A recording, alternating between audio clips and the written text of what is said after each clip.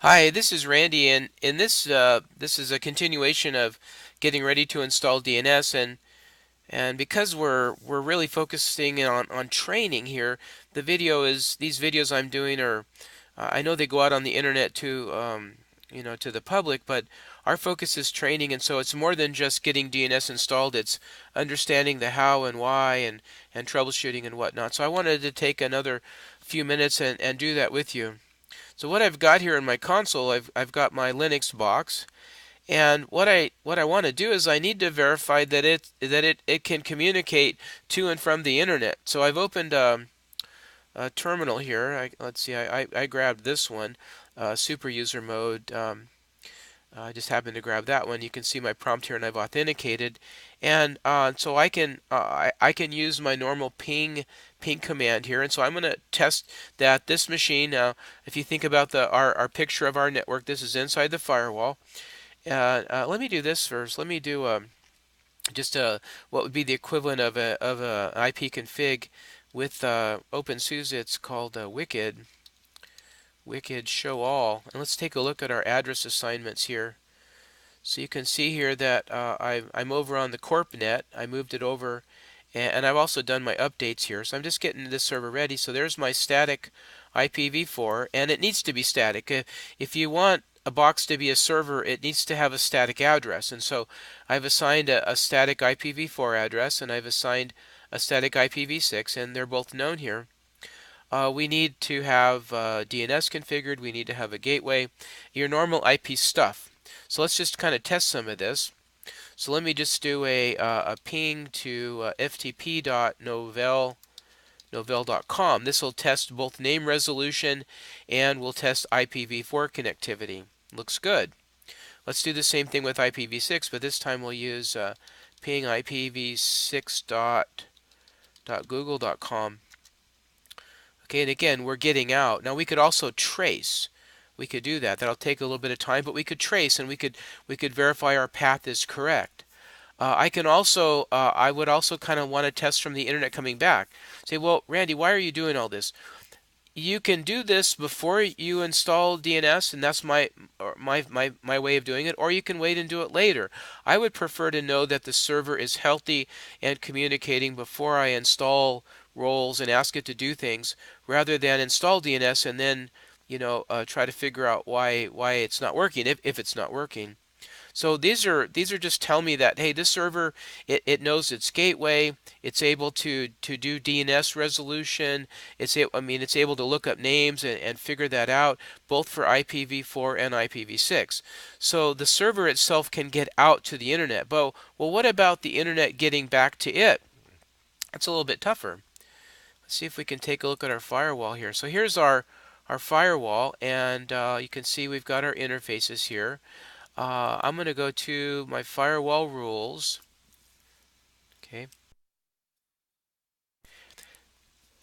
Now I went ahead and did this. I went ahead and created my inbound. So I'm on the WAN interface. We're using pfSense, and so pfSense is very graphical, which is great. I'm looking at the WAN interface here, and I can see I've got an IPv4 allow rule for port 53 DNS, and I enabled it for both TCP and UDP. DNS uses both. And I've done the same for IP version 6. Now, there's a big difference here, though.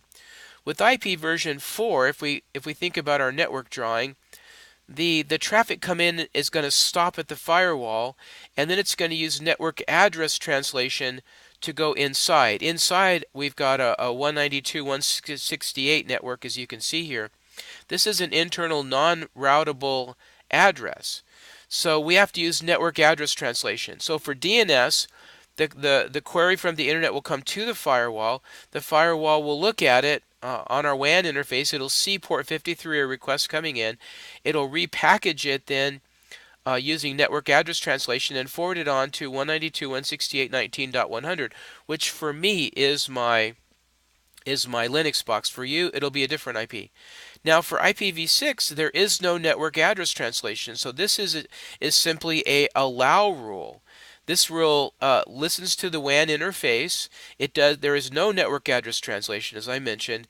it looks at port 53 and says, okay, if a query comes in on the external WAN interface on port 53, go ahead and allow it in if it's destined for this address. And so it's handled very, very differently. But I need both. If I want to support both IPv4 and IPv6, to summarize this is perhaps is one of the confusing points, and so I just taking a minute here, actually a couple minutes. So IP version 4 uses network address translation at the firewall. All of our IP4 addresses internally are non-routable on the internet. That's why we need network address translation. IPv6, everything is routable. There is no network address translation. It's just a matter of enabling the firewall for allow or not allow.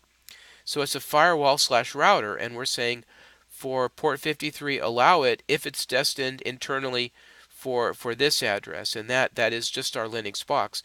And so if port 53 can't go anywhere inside of our network, it's only allowed to go into this Linux box. Okay, long description. I want to show you a couple more things, and then we'll quit with this. The other thing that we want to do is I've remoted into a machine now that is out on the internet. You're going to take my word for it here. So I've got a command prompt out on the internet, and I can now ping back. I can check that from the internet I can actually get to my firewall. That's the external IP address of my firewall.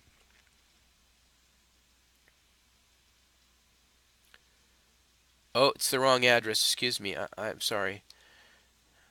It should be 39. There we go. Okay, so now I had to enable this in my firewall. I'll show you this when I finish pinging here. So I ping for IPv4, but now for IPv6 I can go all the way inside. Alright, so here's my IPv6 address. This is actually through the firewall and all the way to the Linux box. Now I had to open up the firewall on the Linux box to allow this, and actually it was defaulted, it was on, so I didn't have to turn on. It was on, which is unusual. Usually inbound ICMP packets or ping packets are not allowed, but for openSUSE Leap 15 it was turned on.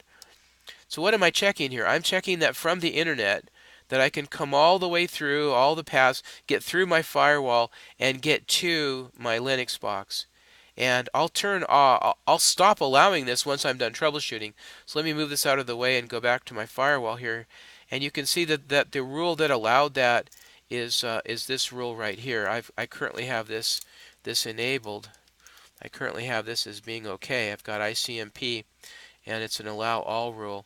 And once I'm done troubleshooting, again, I'll turn that off. So we've done two videos now that are just background, just talking about preconditions and how this works and how to be sure that you've got communication going before you install DNS. And this is my preferred way to do it. I'd rather be sure that everything is healthy and functional and that I'm all set up, and then when I install DNS, I'm going to expect it to work. Alright, so let me wrap this up, and now we'll move in the next video to actually doing the DNS install on our LNX box.